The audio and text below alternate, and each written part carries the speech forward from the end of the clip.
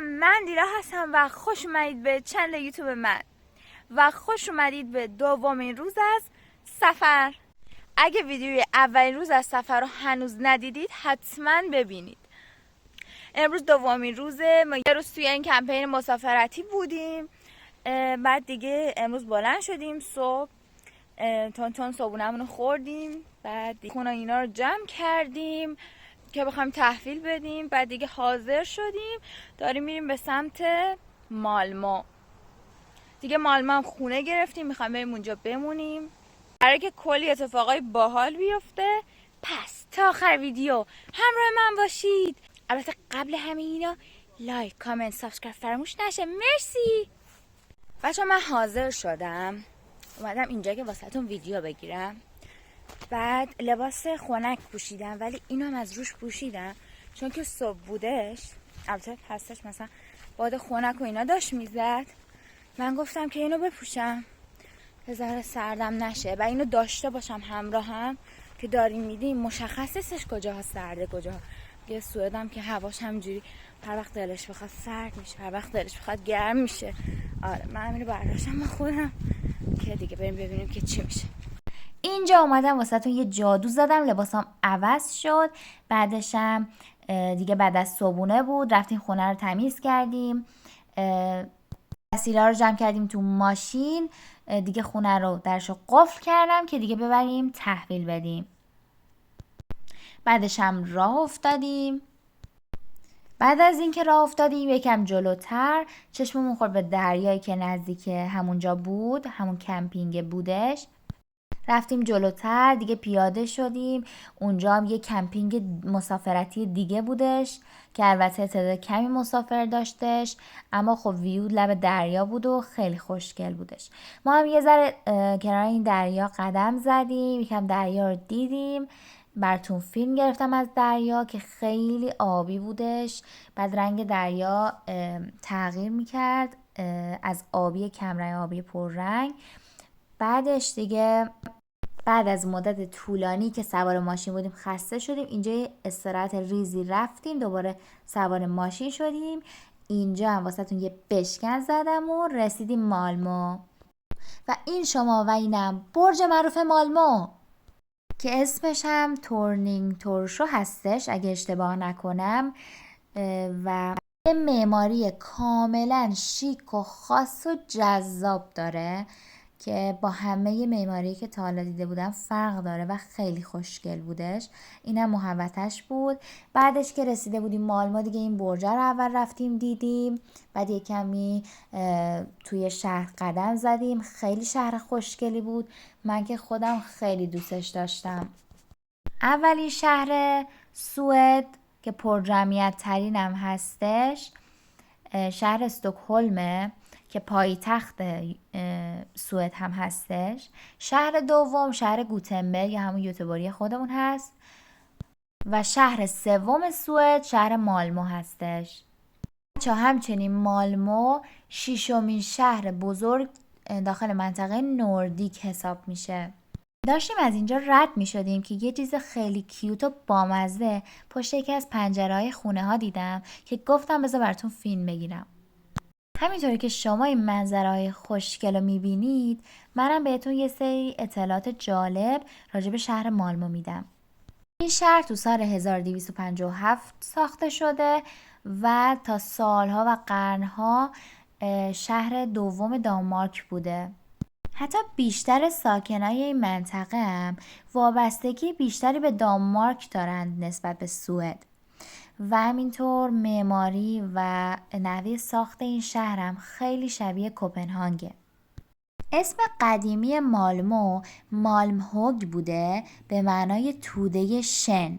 بعدها تو سال 1658 و قرن 17 مالمو و اسکانیا جزو قلمروی سوئد شدن. بچه همینطوری که دارید روبروتون رو میبینید، این یه خونه ای هستش که داخل آب ساختن و تقریبا یه طرحه که چند تا ازش ساختن که اونجا 3 تاش وجود داشت و قراره که کم کم بیشتر خونه ها داخل سوئد، اینجور که من شنیدم، قراره که این مدلی بشن و توی آب. البته خیلی محکمه دیگه چون زیر ساخت و اینا داره و البته که حرکت هم نمیکنه، ولی خیلی جالب بودن. همینطور که داشتم این خونه های شناور رو میدیدم، یهو چشمم به این قوهای خوشگل افتاد. خیلی بزرگ بودن ولی از این فاصله یه کمی کوچیک دیده می شدن که خیلی خوشگل و کیوت بودن. من که از دیدنشون کلی ذوق کردم. یه قسمت جذاب دیگه واکنش ویتو به این قوهای خوشگل بودش. بچه مالمو توی یکی از جنوبی ترین قسمت های سوئد واقع شده و همچنین به توسط پل اورساند به دانمارک و پایتختش کوپنهاگ متصل. و حالا داخل این ویدیو نشونتون میدم، حتما واسه دیدنش همراهمون باشید.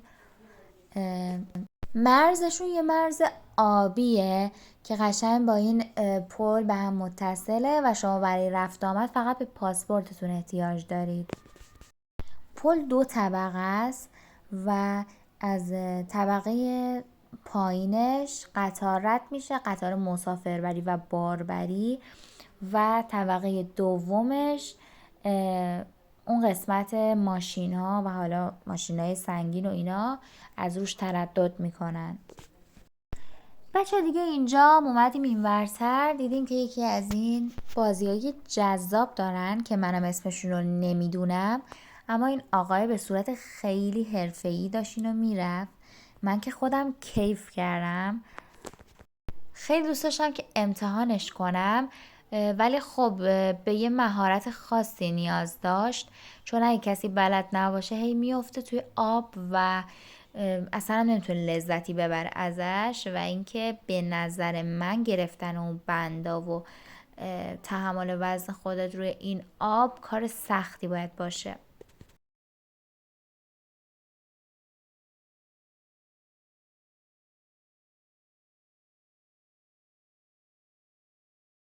بعد از اینکه یکم قدم زدیم سوار ماشین شدیم، گفتیم بریم یه خریدی بکنیم که توی راه یه همچین چیزی رو دیدیم که یه حالت بازار بودش، بازارچه کوچیک، و ما اومدیم داخلش رو بگردیم که بیشترم میوه و سبزیجات و گل و گیاه و اینا داشتش که گلاش هم خیلی خوشگل بودن.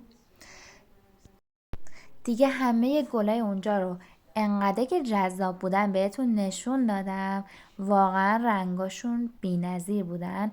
من خودم عاشق گل و گیاهم، برای همین هر جا که اینا باشن منو به سمت خودشون میکشن. ولی دیگه چون ما فقط میوه و سبزیجات و اینا نمیخواستیم و چیزای دیگه هم میخواستیم، دیگه راه افتادیم رفتیم سمت فروشگاه که از فروشگاه خرید کنیم. دیگه اومدیم سوار ماشین شدیم و رفتیم به سمت لیدل و طبق معمول از لیدل خرید کردیم. اینم خریدامونه که دیگه حساب کردیم. منم براتون ویدیو گرفتم. اگه از ویدیوم خوشتون اومد حتما لایکم کنید و برای پارت 3 سفر حتما سابسکرایبم کنید. و یادتون نره که نظرات قشنگتون رو واسم بنویسید.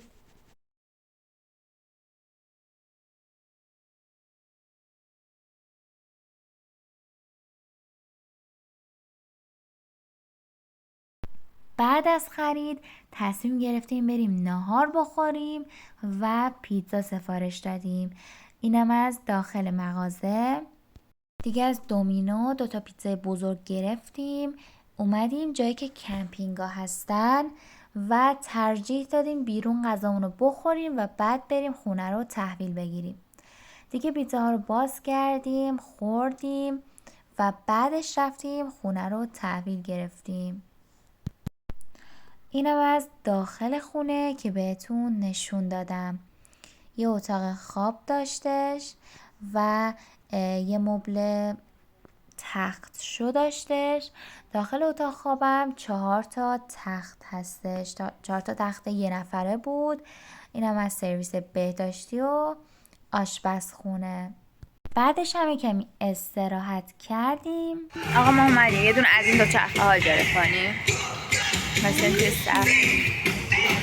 همونطور که دیدید دیگه بعد از استراحتمون زدیم بیرون و به سرم زد از این دوچرخه ها اجاره کنیم. البته که دوچرخه نبودن، 4 چرخه بودن. 4 تا هم صندلی داشتن که 2 نفر که عقب نشستن باید پا میزدن. الان هم میبینید که من عقب نشستم، یه فرمون داشتش. اینم بگم که کلی پشیمون شدم، چون واقعا حتی وقتی تک نفرم میشینی داخلش سخته که پا بزنی. دیگه بعد از 1 ساعت اومدیم خونه، کشف کردیم که این میز باز میشه، میز ناهارخوری میشه، صندلیاش هم اون گوشه بودن.